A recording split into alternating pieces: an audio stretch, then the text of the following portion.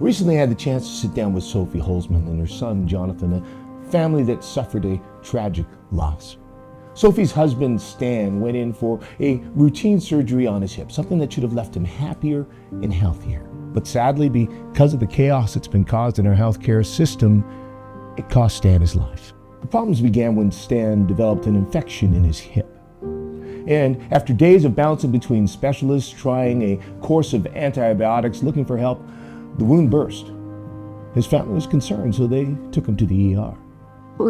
We waited about 8 hours. Then they moved him into the emergency unit on a stretcher bed. He was finally admitted around midnight on Friday, September 15th, and staff told him that he was waiting on call for surgery to drain the infection on his hip. Now, due to that impending procedure, Stan wasn't allowed to eat. Finally, at some point on Saturday, a resident came to tell them that he'd been missed. The doctor didn't even know he was there. The resident apologized, and the family was told the surgery would take place the next day.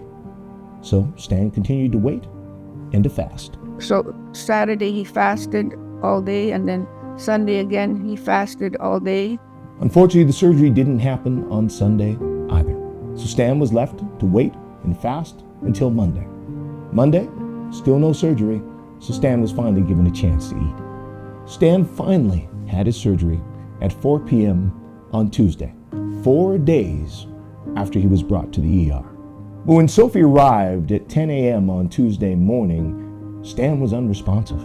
And he went for a CT scan, and that was kind of the last time I saw him alert. And when we saw him next, he was in a deep coma in ICU.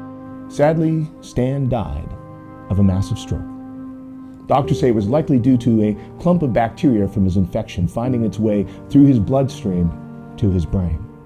Now, Sophie was very clear. She doesn't blame the healthcare workers who she said she saw were run off their feet.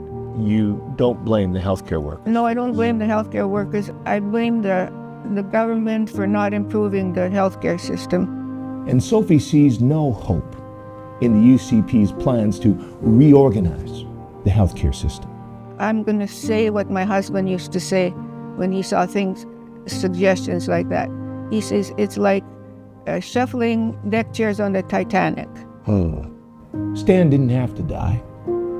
Didn't have to leave his children without a father, his grandchildren without a grandfather. This is a tragedy that did not have to happen. The healthcare system is broken and it needs to be fixed, and my husband did not need to die. It broke my heart coming to the house by myself the first time.